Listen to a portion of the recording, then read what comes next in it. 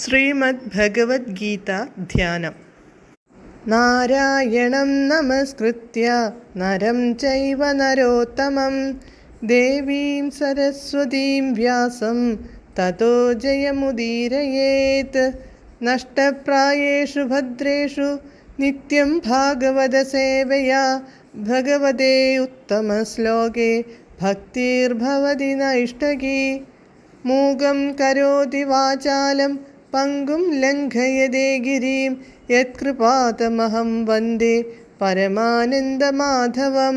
ശ്രീഗുരും ദീനതാരിണം ശ്രീചൈതന്യമീശ്വരം.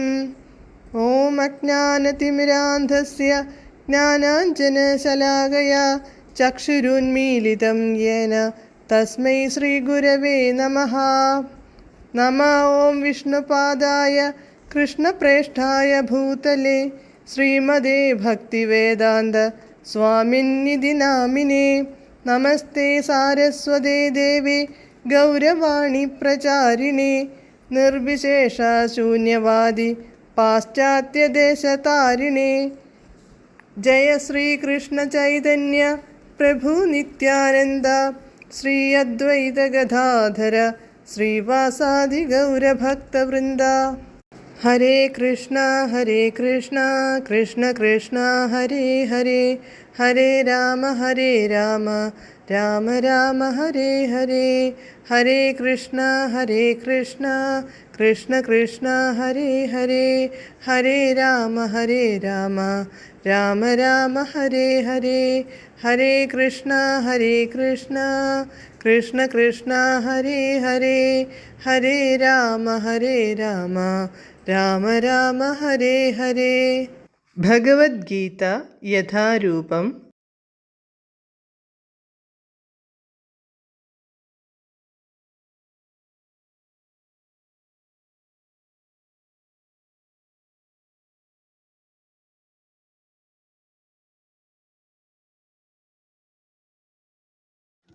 അധ്യായം 10 വിഭൂതിയോഗം. ശ്ലോകം 8, page number 538. അഹം സർവസ്യ പ്രഭവോ മത്തഃ സർവം പ്രവർത്തതേ ഇതി മത്വാ ഭജന്തെ മാം ബുധാ ഭാവസമന്വിതാഃ. പദാനുപദം. അഹം ഞാൻ, സർവസ്യ ജഗതഃ സർവജഗത്തിൻ്റെയും, പ്രഭവഃ പ്രഭവം ഉത്പത്തി ആകുന്നു, മത്തഃ എന്നിൽ നിന്നും, സർവം സർവവും, പ്രവർത്തതേ ബഹിർഗമിക്കുന്നു, ഇതി എന്ന്, മത്വാ മനസ്സിലാക്കിയിട്ട്, ബുധാഃ വിദ്വാൻമാർ, ഭാവസമന്വിതാഃ അത്യധികം ശ്രദ്ധയോടെ, മാം എന്നെ, ഭജന്തേ ഭജിക്കുന്നു. വിവർത്തനം. ഭൗതികാധ്യാത്മിക ലോകങ്ങളുടെ ഉറവിടം ഞാനാണ്. എല്ലാം എന്നിൽ നിന്നാണുണ്ടായത്. ഇത് പൂർണ്ണമായി അറിയുന്ന ബുദ്ധിമാന്മാർ എൻ്റെ സേവനത്തിലേർപ്പെടുകയും എന്നെ ഉള്ളഴിഞ്ഞ് ആരാധിക്കുകയും ചെയ്യും. ഭാവാർത്ഥം. വേദങ്ങൾ പഠിക്കുകയും ശ്രീകൃഷ്ണ ചൈതന്യ മഹാപ്രഭുവെ പോലുള്ള പ്രാമാണികരിൽ നിന്ന് അറിവ് നേടുകയും ആ ഉപദേശങ്ങൾ ഉപയോഗപ്പെടുത്തേണ്ടതെങ്ങനെയെന്ന് മനസ്സിലാക്കുകയും ചെയ്ത ഒരാൾക്ക് ഭൗതികാധ്യാത്മിക ലോകങ്ങളിലുള്ള എല്ലാറ്റിൻ്റെയും തുടക്കം കൃഷ്ണനാണെന്ന് ബോധ്യപ്പെടും. ഇത് പൂർണ്ണമായി അറിയാവുന്നതുകൊണ്ട് അയാൾ ഭക്തിയുത ഭഗവത് സേവനത്തിൽ ഉറച്ചു നിൽക്കുന്നു. മൂഢന്മാർക്കോ അബദ്ധജടിലങ്ങളായ വ്യാഖ്യാനങ്ങൾക്കോ ആ ഭക്തനെ വഴിപിഴപ്പിക്കാനാവില്ല. കൃഷ്ണനിൽ നിന്നാണ് ബ്രഹ്മാവും ശിവനും മറ്റു ദേവന്മാരും ഉദ്ഭവിച്ചതെന്ന് എല്ലാ വൈദിക സാഹിത്യങ്ങളും തീർത്തു പറയുന്നുണ്ട്. അഥർവവേദത്തിലുൾപ്പെട്ട ഗോപാലതാപന്യുപനിഷത്തിൽ 1:24 ഇങ്ങനെ പറയുന്നുണ്ട്: യോ ബ്രാഹ്മണം വിദധാതി പൂർവം യോ വൈ വേദാംശ്ച ഗാപയതി സ്മ കൃഷ്ണഃ. ആദ്യമായി ബ്രഹ്മാവിന് വേദജ്ഞാനം ഉപദേശിച്ചതും അതിനെ പിൽക്കാലത്ത് പ്രചരിപ്പിച്ചതും കൃഷ്ണൻ തന്നെ. അധ പുരുഷോ ഹവൈ നാരായണോ കാമയത പ്രജാ സൃജേയേതി. പിന്നെ പരമപുരുഷനായ നാരായണൻ ജീവസത്തകളെ സൃഷ്ടിക്കാൻ ആഗ്രഹിച്ചു എന്ന് നാരായണോപനിഷത്ത് 1. അതേ ഉപനിഷത്തു തന്നെ തുടരുന്നു.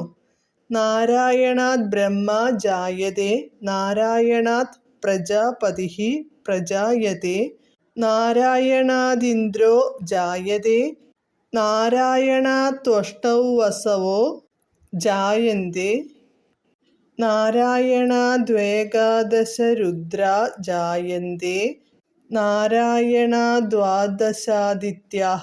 നാരായണനിൽ നിന്നു ബ്രഹ്മാവ് ജനിച്ചു. നാരായണനിൽ നിന്നു പ്രജാപതികളും ജനിച്ചു. നാരായണനിൽ നിന്ന് ഇന്ദ്രൻ ജനിച്ചു. നാരായണനിൽ നിന്ന് 8 വസുക്കൾ ജനിച്ചു. നാരായണനിൽ നിന്ന് 11 രുദ്രന്മാർ ജനിച്ചു. നാരായണനിൽ നിന്ന് 12 ആദിത്യന്മാരും ജനിച്ചു. ഈ നാരായണൻ കൃഷ്ണന്റെ ഒരു രൂപവിസ്തരണമാണ്. ബ്രഹ്മണ്യോ ദേവകീ പുത്രഃ എന്ന് അതേ വേദങ്ങളിൽ തന്നെ പറയുന്നുണ്ട്. ദേവകീപുത്രനായ കൃഷ്ണനാണ് പരമപുരുഷൻ. നാരായണോപനിഷത്ത് 4, മഹോപനിഷത്ത് 1 പ്രസ്താവിക്കുന്നത് ഇങ്ങനെയാണ്. ഏകോ വൈ നാരായണാസീന ബ്രഹ്മാ ന ഈശാനോ നാപോ നാഗ്നിസ മൗനേമേ ദ്വാവാ പൃഥിവീ ന നക്ഷത്രാണി ന സൂര്യഃ എന്നാണ്. സൃഷ്ടിയുടെ ആരംഭത്തിൽ പരമപുരുഷനായ നാരായണൻ മാത്രമേ ഉണ്ടായിരുന്നുള്ളൂ. ബ്രഹ്മാവില്ല, ശിവനില്ല, അഗ്നിയോ ചന്ദ്രനോ ആകാശമോ ഭൂമിയോ നക്ഷത്രങ്ങളോ സൂര്യനോ അന്നില്ല. ഭഗവാന്റെ നെറ്റിയിൽ നിന്നാണ് ശിവന്റെ ഉത്പത്തി എന്ന് അതിൽ തന്നെ പറയുന്നു. ബ്രഹ്മശിവാദികളുടെ സ്രഷ്ടാവായ ഭഗവാനെ തന്നെയാണ് ആരാധിക്കേണ്ടത് എന്നാണ് വേദസിദ്ധാന്തം. മോക്ഷധർമ്മത്തിൽ കൃഷ്ണൻ പറയുന്നു, പ്രജാപതിം ച രുദ്രം ചാച്യഹമേവ സൃജാമി വൈ തൗഹിമാം ന വിജാനീതോ മമ മായാവിമോഹിതൗ. പ്രജാപതിയെയും രുദ്രനെയും മറ്റെല്ലാവരെയും ഞാനാണ് സൃഷ്ടിച്ചത്. എൻ്റെ മായാശക്തിയിൽ മോഹിതരാകയാൽ ഞാനാണവരുടെ സ്രഷ്ടാവെന്നവർക്കറിയില്ല. വരാഹപുരാണത്തിലും ഇപ്രകാരം പറയുന്നുണ്ട്.